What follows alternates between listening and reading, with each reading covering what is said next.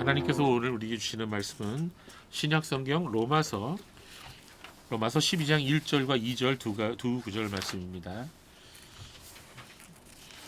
주보에 있는 말씀지를 참조하셔도 좋겠습니다. 오늘 말씀지는요, 오후 예배 거도 있어요. 그러니까 버리지 마시고 가지고 계시다가 이따 오후 예배 때도 참고하세요. 네. 로마서 12장 1절부터 2절 말씀, 본문 말씀을 같이 읽겠습니다. 같이 읽습니다. 시작. 그러므로 형제들아, 내가 하나님의 모든 자비하심으로 너희를 권하노니 너희 몸을 하나님이 기뻐하시는 거룩한 산 제사물로 드리라. 이는 너희가 드릴 영적 예배니라. 너희는 이 세대를 본받지 말고 오직 마음을 새롭게 함으로 변화를 받아 하나님의 선하시고 기뻐하시고 온전하신 뜻이 무엇인지 분별하도록 하라. 아멘. 네. 자, 2023년 새해를 맞으면서 저는 첫 주일부터 예배에 대한 말씀을 여러분에게 전해드렸습니다. 첫 번째 주일에는 하나님께서 우리를 예배자로 부르셨다. 이런 제목으로 말씀을 전해드렸어요. 두 번째 주일에는 예배에 우리의 인생을 걸어야 하는 이유, 이런 제목으로 말씀드렸고요. 그리고 셋째 주일에는 하나님께서는 예배자를 찾으신다. 예배자를 찾으시고 계신다. 이런 제목의 말씀을 전해드렸습니다. 오늘은 시간이 좀 지났지만 그 세 번의 예배에 관한 말씀에 이어지는 어쩌면 결론적인 네 번째 예배에 관한 말씀을 여러분에게 전해드리려고 합니다. 자, 하나님께서 우리를 세상으로부터 마귀로부터 죄로부터 해방시켜 주신 이유는 우리를 하나님의 백성으로 삼으시고 또 우리로 하여금 하나님을 예배하는 예배자로 세우시기 원하셨다. 이렇게 말씀드린 거 기억하십니까? 그래서 우리는 예배자의 사명이 있습니다. 성도는 예배자의 사명이 누구에게나 있습니다. 우리는 각자 예배자로 부르심을 받았다는 것입니다. 그러면 우리가 무엇을 하든 어디에 있든 우리는 예배자라는 것을 항상 기억해야 됩니다. 또한 하나님께서 우리가 드리는 그 예배, 우리의 인생을 걸어야 할 것을 우리에게 말씀해 주셨어요. 왜냐하면 예배는 우리의 삶을 변화시키기 때문입니다. 예배는 우리 자신을 변화시키고 우리의 행동을 변화시키고 우리의 말과 우리의 모든 인생을 변화시키는 힘이 거기에 있기 때문입니다. 그래서 제가 말씀드린 대로 예배에 성공하면 인생도 성공하지만 예배에 실패하는 사람은 인생도 실패한다라는 말씀 드렸습니다. 우리가 살아가면서 우리의 삶과 행동과 그리고 행복에 가장 큰 영향을 미치는 것이 무엇이냐, 바로 예배라는 것입니다. 그래서 우리는 이것을 인정하든지 인정하지 않든지 이거는 분명한 사실인 것입니다. 우리가 깨닫지 못한다 하더라도 예배는 우리의 삶 속에 이 세상 그 어떤 것보다도 강한 영향을 미치고 있는 것입니다. 여러분, 이걸 아셔야 됩니다. 여러분, 좋은 것일수록 천천히 이루어져요. 그런데 나쁜 것은, 악한 것은 순간적으로 역사합니다.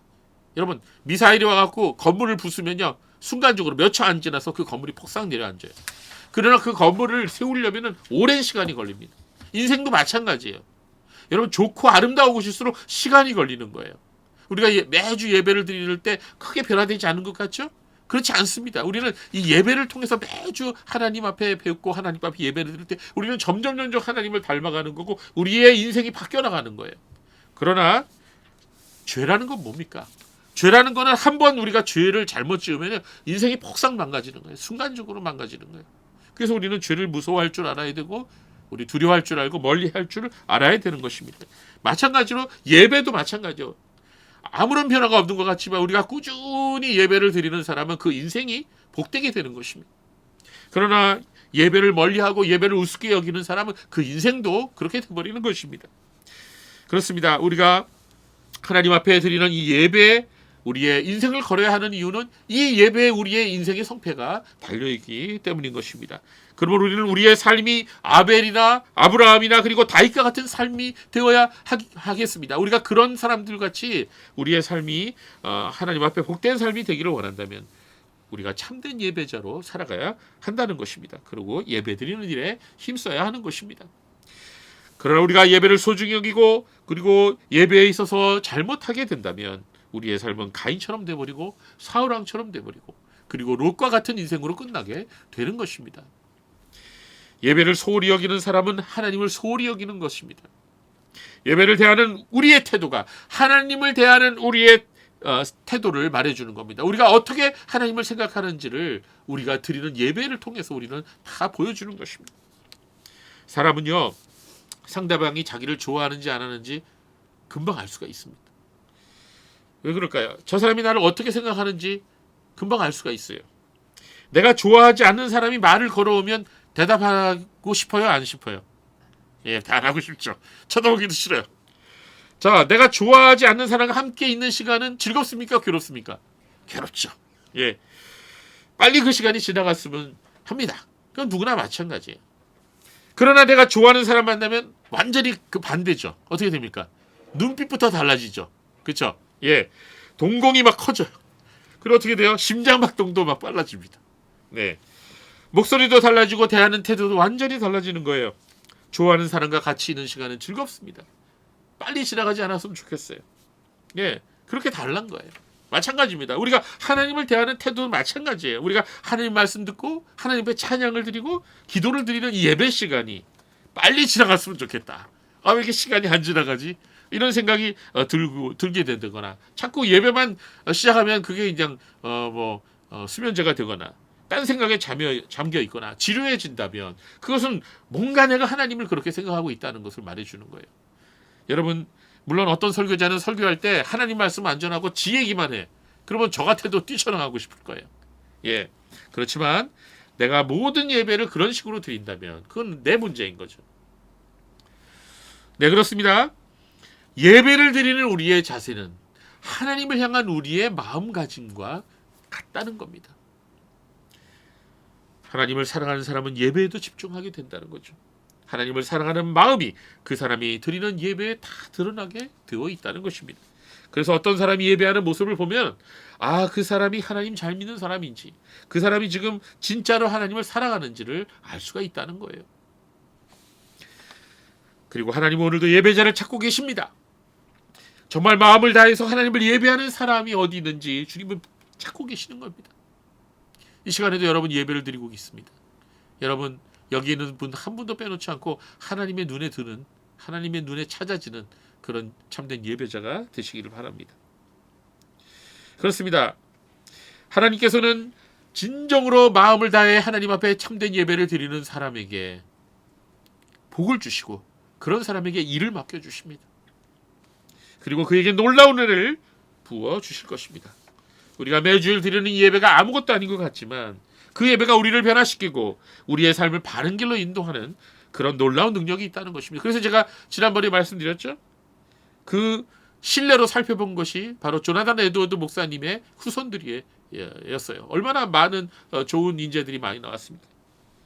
그 반대로 살펴본 게 맥시 주크라고 하는 그런 후손들 아닙니까? 깡패, 조폭들, 자살하는 사람들 얼마나 많이 나왔습니까? 예. 여러분, 여러분과 여러분의 자녀들 그리고 여러분의 자손들이 조나단 에드워드 목사님의 후손들처럼 되기를 원합니까? 아니면 맥스 주크처럼 되기를 원합니까? 여러분 어느 쪽입니까? 당연하죠. 여러분 그 두 사람의 그 가문의 차이는 뭡니까? 그것은 바로 하나님께 드리는 예배의 자세로부터 거기 시작된 것입니다. 그렇습니다. 그렇다면 우리가 어떻게 해야 예배를 드리는 것이 하나님 보시기에 올바른 예배가 될 수 있을까요? 어떻게 드리는 예배가 하나님이 기뻐하시는 예배가 될 수 있을까요? 우리가 지난 셋째 주일에 예배자를 찾으시는 하나님이라는 말씀을 전해드릴 때 성경 본문이 요한복음 4장 23절 24절 말씀이었어요. 예, 한번 볼까요? 하나님 아버지께 참되게 예배하는 자들은 영과 진리로 예배할 때가 오나니 곧 이때라. 아버지께서는 자기에게 이렇게 예배하는 자들을 찾으시니라. 하나님은 영이시니 예배하는 자가 영과 진리로 예배할지니라. 예수님께서 수가성 우물가 여인에게 하시는 말씀인데요. 이 두 구절에 계속해서 반복되는 표현이 있습니다. 그게 뭡니까? 영과 진리라는 뜻이 표현이에요. 자, 영과 진리로 예배한다고 예수님은 반복해서 말씀하셨습니다. 자, 어떤 사람이 진정으로 바른 예배를 드리는 사람이냐? 그것은 영과 진리로 예배 드리는 사람이다. 이렇게 답을 예수님이 주신 겁니다. 그렇다면 우리가는 질문합니다. 영과 진리로 드리는 예배는 어떤 예배를 말하는 것입니까? 그것은 무슨 뜻입니까? 그것은 말씀 안에서 진리의 성령이 역사하시는 그런 예배를 뜻합니다. 말씀이 선포될 때, 즉 우리가 말씀을 들을 때 성령께서 역사하셔서 그 말씀을 통해서 효과적으로 나에게 역사하시고 나를 변화시킨다는 것입니다. 바로 그것이 영과 진리로 드리는 예배라는 것입니다. 마태복음 13장에 보면 예수님께서 제자들에게 씨 뿌리는 비유라고 하는 말씀을 전해주셨습니다. 예수님이 그 비유에 대해서 자세하게 설명을 해주셨는데 거기서 예수님께서는 예배를 드리면서 말씀을 듣는 사람들의 4가지 유형을 말씀해 주셨어요. 사람들이 교회에 와서 하나님 말씀을 들을 때 겉으로 보면 다 똑같이 예배드리고 다 똑같이 말씀 듣는 것 같아도 다 다르다는 것입니다. 어떤 사람은 딴 생각하다가 졸다가 말씀이 다 바닥에 떨어져서 마귀가 와갖고 그 떨어진 말씀을 다 주워 먹어가 버린다는 거죠. 이게 길가에 떨어진 씨앗이 의미하는 거라고 예수님이 얘기하셨죠. 말씀 자체가 마음속에 들어가지를 못해요. 예, 또 어떤 사람은 말씀을 듣기는 듣는데 걱정 근심이 마음속에 너무 많아요. 그래갖고 말씀이 들어오기는 들어오는데 말씀을 들을 때 이해도 되고 또 은혜도 받고 그러는데 집에 들어가서 삶의 현장에 부딪혔을 때 한 주간 살아가면서 어려움이 닥쳐오고 근심 걱정이 막 오면 어떻게 돼요? 말씀이 열매를 맺지를 못한다는 거예요. 예, 뿌리가 자라지를 못한다는 거예요. 그 염려와 근심이 다 그 말씀을 막아버린다는 거예요. 그게 싹이 나다가 시들어 버린다는 거예요. 이것이 돌밭에 뿌린 씨앗이 의미하는 거라고 예수님이 얘기하셨습니다.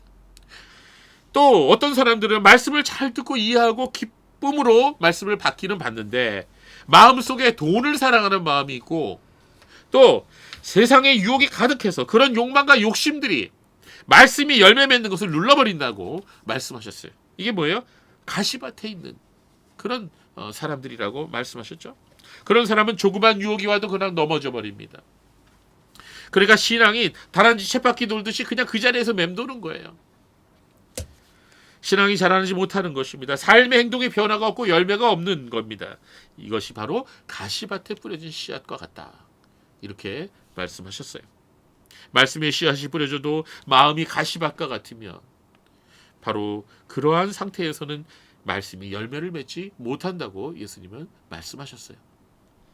그럼 마지막으로 이런 길가에 떨어진 씨앗이나 돌밭에 뿌려진 씨앗이나 가시밭에 뿌려진 씨앗이 아닌 정말 옥토, 정말 훌륭한 밭에 뿌려진 씨앗은 30배, 60배, 100배로 열매 맺는다고 말씀하셨죠? 자, 여러분 묻습니다. 여러분 마음은 지금 그 4가지 중에 어떤 상태에 있습니까? 여러분 길가에 떨어진 씨앗이나 돌밭에 떨어진 씨앗이나 가시밭에 떨어진 씨앗의 공통점이 무엇일까요? 교회 와서 예배를 드리기는 드려도 말씀이 듣기는 들어도 삶이 변화되지 않는다는 것입니다. 그런 사람들은 말씀을 듣고 이해할지라도 삶 속에 열매가 없는 그런 교인들을 가르치는 것입니다. 그러나 좋은 밭에 떨어진 교인들은 그 말씀을 듣고 삶 속에서 열매로 나타나서 그것이 30배, 60배, 100배의 결실을 맺게 된다는 것입니다. 여러분 어떤 사람이 되어야 하겠습니까? 그렇습니다. 여러분 하나님께서 원하시는 예배를 드리는 사람은 어떤 사람이냐? 바로 좋은 밭을 말하는 것입니다. 말씀을 듣고 그 말씀이 열매 맺는 그런 예배자를 말하는 것입니다. 그래서 우리 그리스도 교회 사람들은 그런 열매자가 되게 해달라고 제가 매일 기도합니다. 그렇습니다. 요한복음 4장 23절의 표현대로 영과 진리로 예배를 드리는 사람이란 어떤 사람이냐? 하나님의 말씀이 선포될 때 성령이 역사하시고 그 사람의 마음속에 역사하셔서 그 말씀이 씨앗이 숨겨져서 그것이 그 사람의 삶 속에서 믿음의 열매로 나타나는 바로 그러한 예배자를 영과 진리로 드리는 예배자라 이렇게 얘기할 수가 있는 것입니다. 내가 정녕 하나님이 기뻐하시는 올바른 예배를 드리고 있는가? 그것을 알게 해주는 기준이 바로 여기에 있는 것입니다. 오늘 저는 그 기준을 하나 더 말씀드리고자 합니다. 그것은 다름이 아니라 우리가 예배당에서 드리는 이 예배가 우리의 삶의 현장에서 계속 이어지느냐 그렇지 않느냐 그거를 오늘 말씀드리고자 합니다. 한국 교인들처럼 예배 잘 드리는 민족이 없다 그러죠.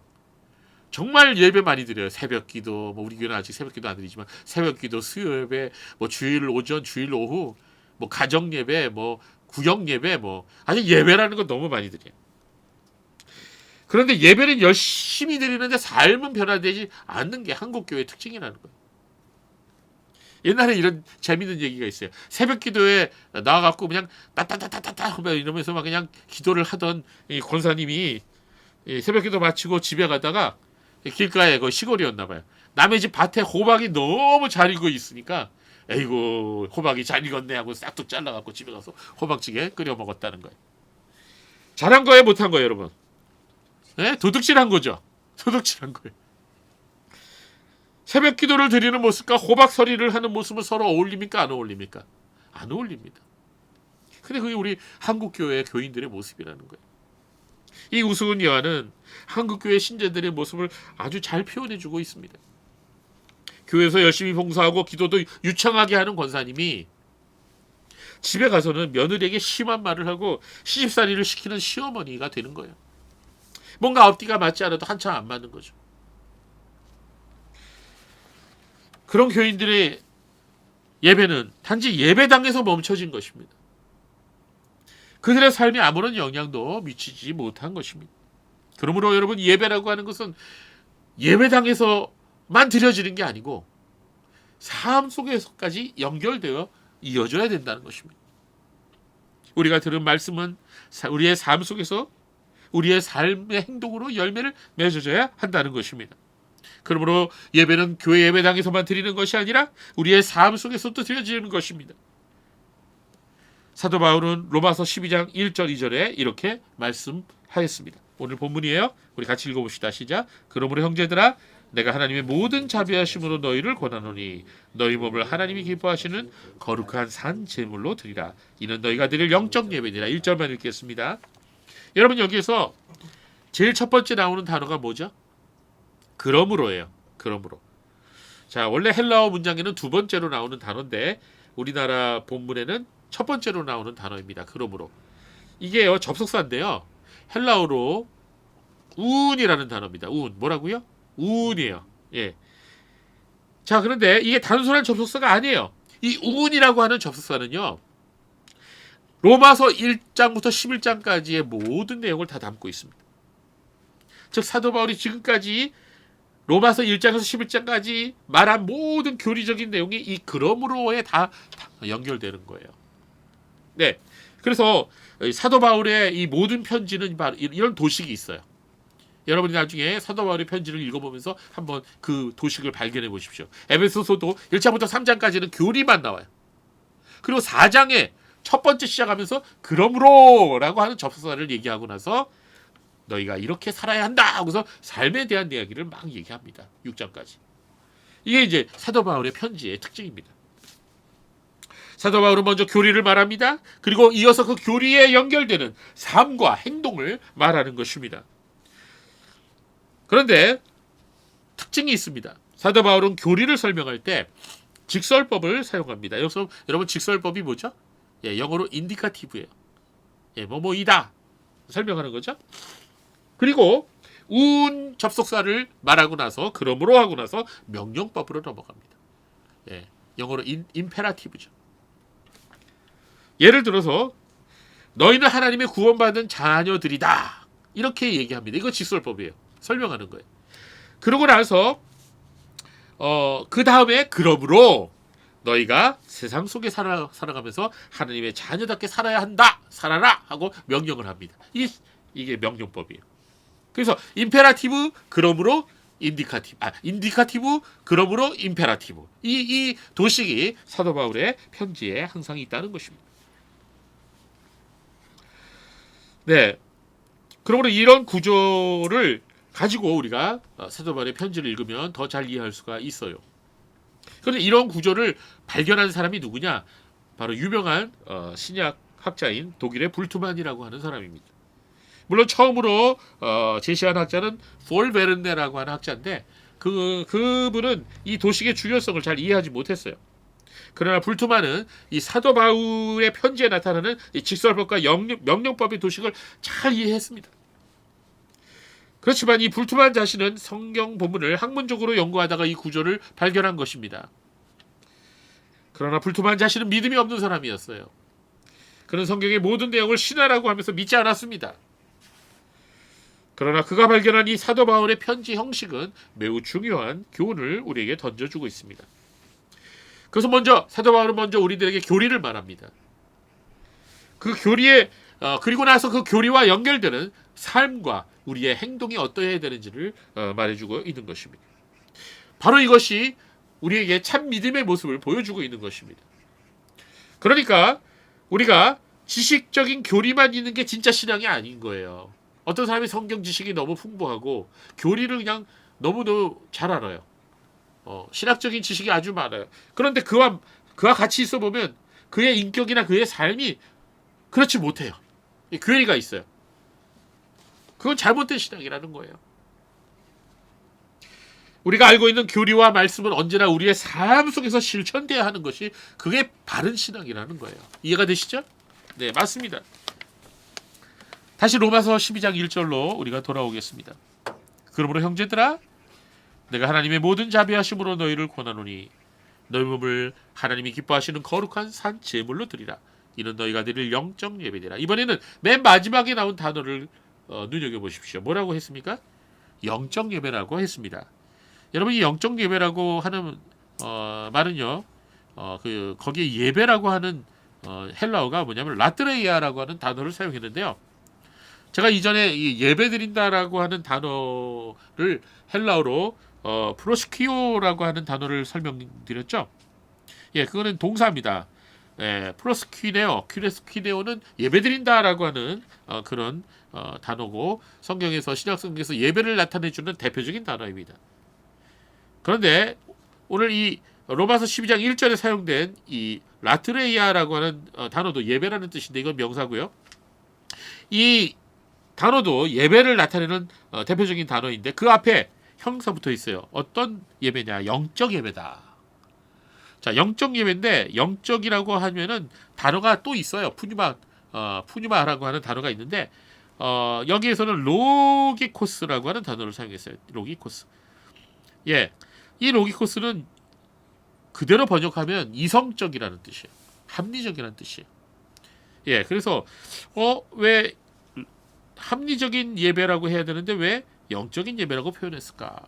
왜 그렇게 번역했을까 하는 의문이 듭니다. 그것은 로마서 12장 1절 이하의 본문을 읽어보면 이해가 됩니다.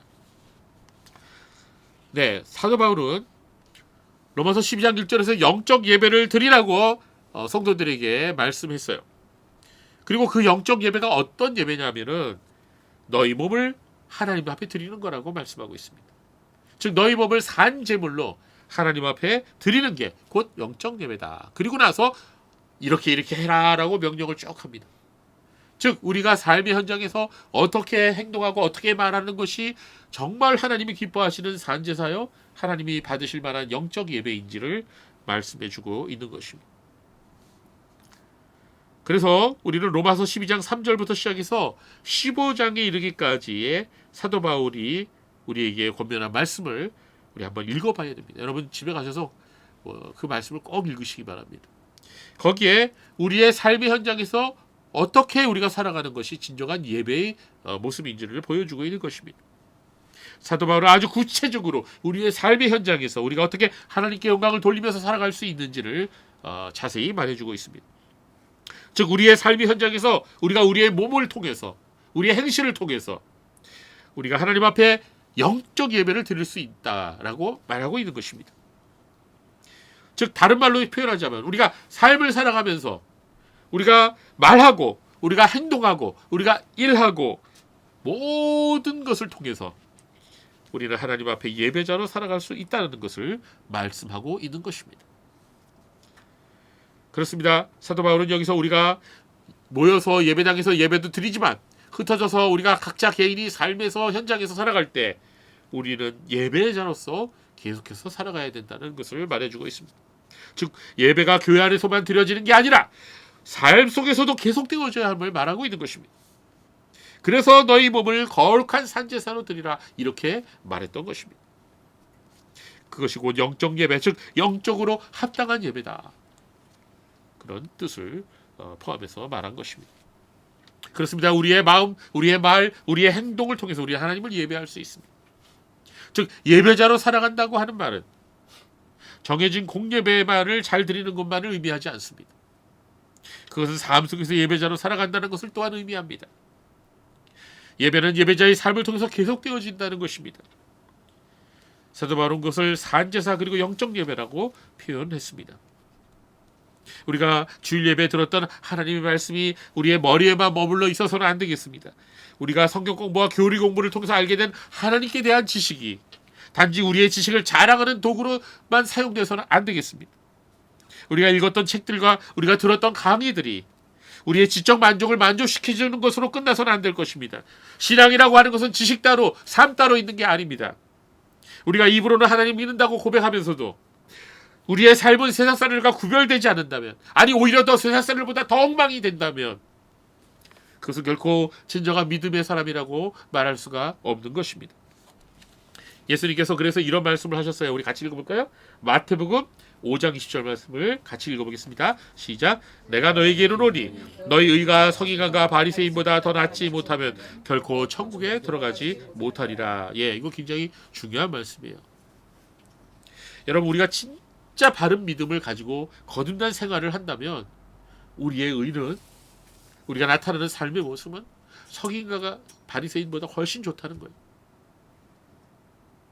참 믿음은 우리의 지식을 넘어서서 우리의 말과 행동과 인격과 삶을 통해 구체적으로 실천돼야 한다는 것입니다.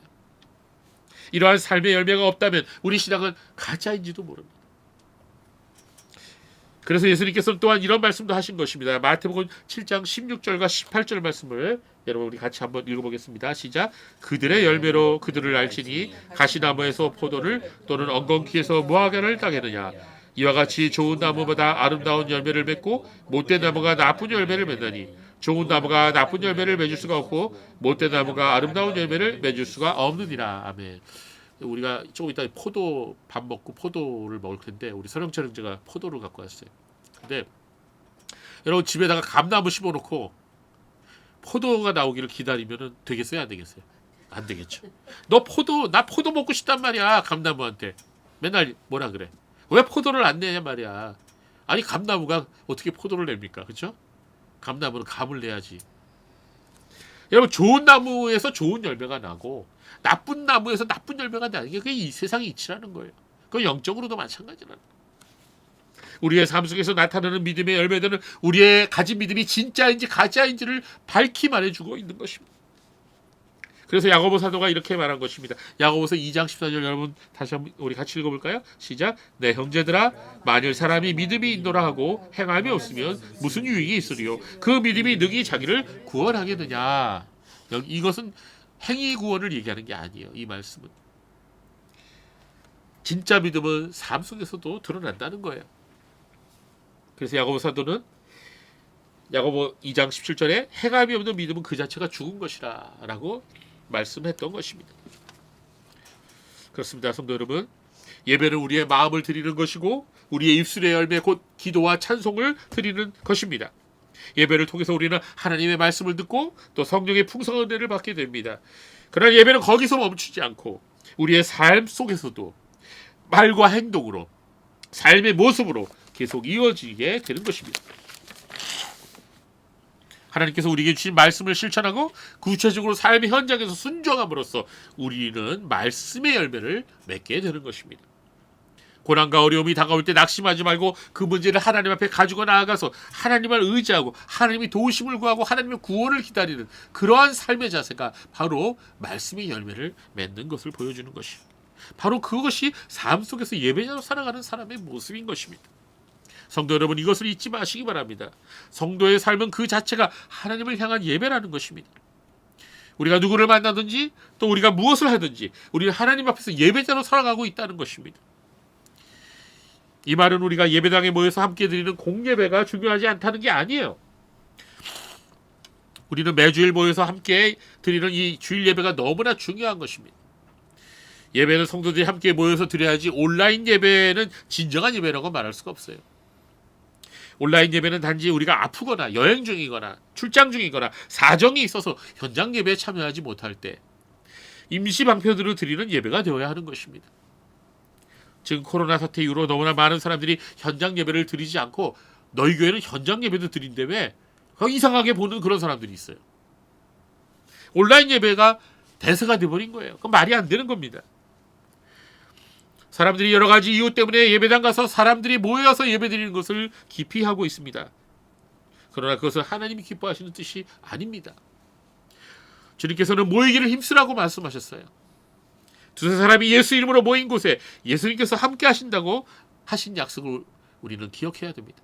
저는 이 말씀을 읽을 때마다 참 다행으로 여겨요. 왜? 개척교회 목사들한테는 큰 위로가 되거든요. 왜냐하면 예수님이 20-30명이 모인 곳에는 나도 그들과 함께 있겠느냐 그렇게 얘기하셨다든지 2-3천 명이 모인 곳에는 그러면 뭐가 되는 거니? 우리 두세 사람 이상은 되잖아요. 그렇죠? 얼마나 감사해요. 예, 그렇습니다. 여러분, 우리는 모여야 됩니다. 성도들이 함께 모여서 마음을 같이 예배드리고 또 함께 교제하며 음식을 먹는 것, 이것이 하나님께서 기뻐하시는 예배인 거예요. 또한 우리가 예배는 우리의 삶의 현장으로 돌아가서 우리의 가정에서, 우리의 학교에서, 우리의 직장에서, 또 우리의 삶의 현장에서 우리는 하나님을 향한 우리의 예배자의 삶이 계속 이어져야 한다는 것을 잊어서는 안 됩니다. 자, 이제 우리가 마지막으로 한 가지 더, 우리는 구약에서 예배와 예배드린다는 것을 뜻하는 단어인 아바드라고 하는 히브리어를 통해 예배의 의미를 살펴보고 마치겠습니다. 창세기 2장 5절에 이런 말씀이 있습니다. 우리 같이 읽어볼까요? 그래서 창세기 강의하고 있는데 아직 여기까지는 안 갔습니다. 같이 읽읍시다. 시작. 여호와 하나님이 이 땅에 비를 내리지 아니하셨고 땅을 갈 사람도 없었으므로 들에는 초목이 아직 없었고 밭에는 채소가 나지 아니하였으며. 자, 여기에요. 땅을 갈 사람도 없었다에서 이 갈다라는 동사를 한번 눈여겨보십시오. 자, 갈다, 땅을 갈다. 다른 표현으로 하면 경작한다. 뭐 이렇게 얘기할 수가 있죠. 자, 여기서 이 단어 히브리어가 뭐냐면요. 한번 따라해 봅시다. 아바드. 예, 아바드예, 아바드. 자, 영어로 하면 work 뭐 그런 뜻이 있습니다. 그런데 이 단어에는 두 가지 뜻이 있는데요. 이 아바드에는요. 하나는 섬긴다는 뜻이 있어요. 섬긴다. 예. 그리고 또 하나는 일한다는 뜻이 있어요. 구약에서 289번이나 사용된 단어예요. 굉장히 꽤 많이 사용된 단어죠. 출애굽기 3장 12절에도 이 단어가 사용되는데 이번에는 어떤 뜻으로 사용되는지 한번 읽어볼까요? 시작. 하나님이 이르시되 내가 반드시 너와 함께 있으리라. 내가 그 백성을 애굽에서 인도하여 낸 후에 너희가 이 산에서 하나님을 섬기리니 이것이 내가 너를 보낸 증거니라. 예, 여기서 하나님을 섬긴다는 거에 섬긴다는 말이 바로 아바드예요. 예, 그래서 이 아바드는 일한다, 열심히 일한다 그런 뜻도 있고요. 그 다음에 누구누구를 섬긴다, 예, 이런 뜻도 있는 것입니다. 출애굽기 7장 16절에도 역시 똑같이 나를 섬길 것이니라, 여기 아바드로 단어를 사용했습니다. 여러분, 창세기 2장 5절부터 출애굽기 3장 12절, 7장 16절에 나오는 이 히브리어 아바드라는 단어는 이 섬긴다라는 뜻이 있는데요. 여기 섬긴다라는 말을 하나님을 섬긴다 이렇게 표현했을 때 그것은 바로 예배한다는 뜻이 되는 것입니다. 그래서 이 아바드라고 하는 단어는 구약에서 예배한다는 단어 의미로도 여러 번 사용된 것입니다. 그렇습니다. 히브리어 아바드는 사람이 하나님의 뜻을 따라 열심히 일한다 그런 의미도 될 수 있고 또 그것을 열심히 지킨다 그런 뜻도 될 수 있습니다. 또한 이 아바드는 하나님 앞에 예배드린다, 누구누구를 섬긴다 이런 의미로도 우리가 이해할 수가 있는 것입니다. 이 단어가 우리에게 주는 대로 구약 성경 창세기에 등장하는 아담과 노아 그리고 아브라함을 비롯한 모든 믿음의 사람들은요, 여호와 하나님을 아바드했어요. 즉 예배했어요. 그리고 하나님을 섬겼어요. 하나님 말씀대로 순종하며 또 일상생활에서 열심히 일했어요. 그렇습니다. 그들은 하나님을 예배하면서 삶 속에서 또한 하나님께서 주신 기업을 부지런히 가꾸고 일하면서 하나님을 아바드했던 것입니다. 그렇습니다. 우리의 일터, 우리의 직업, 우리의 가정과 우리의 자녀들을 하나님께서 우리에게 소중한 기업이라고 제가 지난주에 말씀드렸죠. 우리는 바로 이 하나님이 주신 기업 가운데서 열심히 예배드리면서 일하는 것입니다. 그게 다 아바드예요. 여러분, 킹제임스 버전에서는요, 히브리어 아바드를 번역할 때 서브라고 하는 영어를 사용했어요. 굉장히 잘된 번역입니다. 왜냐하면 이 서브라고 하는 단어가 섬긴다는 뜻과 일하다는 뜻을 다 갖고 있어요. 서브는 대접하다, 복무하다, 봉사하다, 집행하다 이런 뜻을 갖고 있고요. 테니스나 배구 할 때 여러분 서브한다 그러죠. 예, 이런 뜻을 다 갖고 있어요. 그리고 이 서브에서 서비스라고 하는 단어가 파생되는데요. 여러분 서비스하면 뭐가 생각나요? 예? 아, 이 서비스가 좋네. 이런 거 생각나죠? 근데 이 서비스는 예배란 뜻도 있습니다. 예, 맞습니다. 히브리어 아바드라는 말은 섬긴다는 뜻이 있고 하나님을 섬긴다는 말은 하나님을 예배한다는 의미인 것입니다. 이 아바드라는 단어로부터 나온 개념이 바로 종교개혁자들의 직업적 소명이라고 하는 개념입니다. 종교개혁자 칼빈 목사님은 이렇게 말했습니다. 어떤 직업이든지 하나님이 주신 소명이라면 하나님의 영광을 위해 일하면서 그것을 통해 보람되고 행복한 삶을 사는 것이 기독교적인 소명의 삶이다. 현모가 이제 열심히 공부해갖고 졸업을 해서 만약에 어느 병원에 대학병원에 이제 간호사 선생님으로 들어갔다. 그게 바로 하나님 앞에서 소명이에요. 하나님 주신 소명. 물론 간호사가 될지 뭐 목사가 될지 뭐가 될지 잘 모르겠는데 그런 말을 하면 안 돼요. 그렇게 얘기하시는 목소리가 들리네요. 그렇죠? 야, 우리 현모가 어쨌든 앞으로 어떤 직업을 가든지 준모가 또 우리 해나가 우리 지원이가 어떤 직업을 가든지 우리 나에게 어떤 직업을 가든지 우리가 갖는 그 직업이 바로 하나님이 우리에게 준 소명이라는 거예요. 그래서 학생이면 열심히 공부하는 것, 주부이면 열심히 가족과 집안을 위해서 일하는 것, 그리고 직장인이라면 열심히 직장에서 일하는 것이 곧 하나님의 뜻을 순종하는 것이며 하나님께 영광을 돌려드리는 것이라고 종교개혁자 목사님들은 다 동일하게 말씀했습니다. 윌리엄 퍼킨스라는 목사님이 있죠? 예, 이분도 이 직업소명론이라고 하는 책에서 이렇게 말했습니다. 소명이라는 한 가정의 가장 또한 자신의 가족을 관리하는 가운데 자신의 삶을 사는 것이며 이건 가장으로서의 소명입니다. 이것이 바로 가장의 부르심이 되는 것이다. 한마디로 말해 각 사람이 부르심을 받아 구별된 특별하고 정당한 사회적 생활 양식, 즉 직업이 바로 내가 말하는 소명이란 것이다 라고 말씀했습니다. 그렇습니다. 그리스도인들은 어떠한 환경에서도 하나님 앞에서 최선을 다하고 그 일에 충실함으로 하나님을 예배하는 자들이었어요. 로마서 12장부터 15장 말씀을 읽어보면 우리가 삶 속에서 우리의 몸과 행실을 통하여 하나님 앞에 거룩한 산제사를 드릴 수 있는 것을 말해주고 있습니다. 그렇습니다. 오늘 본문은 우리에게 삶 속에서 드리는 예배, 그것이 무엇인지를 말씀해주고 있습니다. 오늘 설교의 제목이에요. 우리는 하나님께 예배드리는 예배자로 부르심을 받았다고 했습니다. 그러면 예배는 우리의 인생의 승패를 좌우하는 매우 중요한 요소라고 말씀드렸습니다. 하나님께서는 지금도 이처럼 하나님을 마음을 다해 예배하는 사람을 찾고 계시며 그런 사람을 통해 일하시고 그런 사람에게 놀라운 복을 내려주십니다.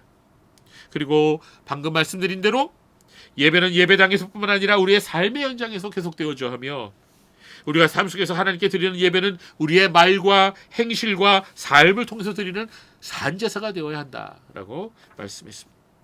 우리 그리스도의 교회 성도님들은 모두가 하나님의 눈에 발견되어지는 참된 예배자로 살아가시기를 바랍니다. 그리고 우리의 삶 속에서 하나님께서 주신 기업을 소중히 여기고 하나님의 영광을 위해서 열심히 일하면서 예배하는 그런 성도가 되시기를 바랍니다. 사도 바울의 말씀을 읽으면서 오늘 말씀 마치려고 합니다. 고린도전서 6장 19절에서 20절 말씀 우리 같이 읽겠습니다. 너희 몸은 너희가 하나님께로부터 받은 바 너희 가운데 계신 성령의 전인 줄을 알지 못하느냐. 너희는 너희 자신의 것이 아니라 값으로 산 것이 되었으니 그런즉 너희 몸으로 하나님께 영광을 돌리라. 아멘. 그러므로 너희 몸으로 하나님께 영광을 돌리라. 이것은 우리가 삶 속에서 하나님 앞에 예배자로 살아갈 수 있음을 얘기해 줍니다. 다 같이 기도하겠습니다.